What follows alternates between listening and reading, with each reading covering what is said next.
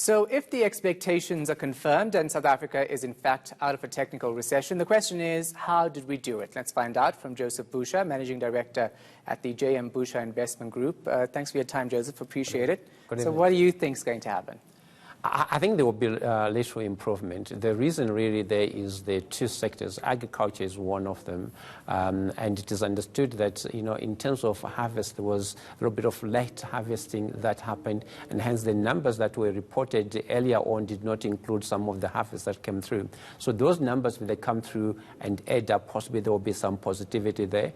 The government employees and a couple of companies also got some increases in terms of salaries. So there's also hope that there was a little bit of trade activity and more purchases and certainly spending, during the period. So there is tourism also, I think, that should be able to add on to the positivity that might come through. So we had 2.6, minus 2.6 and minus 0.7, and all those, especially the last one, if it is slightly revised, we might turn into positivity as well. Yeah, but what about the concerns around the World Bank actually slashing our economic growth, and then you have land reform concerns, policy uncertainty, and now load shedding that's affecting many businesses? I think load shedding possibly is the biggest issue and surprise. I'm aware that, we always talk about coal being wet during this rain season, hence the quality that is taken to Eskom is bad,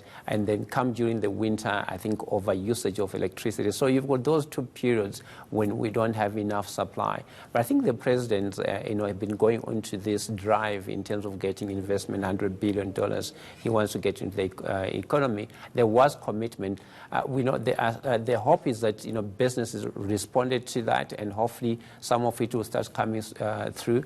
So the land is a big issue that's going to remain coming through there. But I think there's a lot of positivity. You've seen the Minister of Finance as well, Mr. Tito Mboweni, being very, very upfront in terms of what needs to be done to get SA back on track, and also hoping that, the credit rating, which he says we need them to revise it upwards so that we get good credit rating, that could be positive. We saw, rates going up, but the rand has been holding quite well. So possibly with the fuel cutting coming back, that will improve transport activities and hence improve productivity, and the numbers might start looking good. So all those positives you think don't outweigh the negatives and the president's investment drive? No, it doesn't. I mean, the main issue really is the land issue, but that's a long, drawn-out process. I don't think it's going to be a wholesale change in terms of exploration of land without compensation. I think there's a process, and I also believe the president is very committed to do it the right way. All right, Joseph, we're going to speak to you on another story in a moment, so stay with us.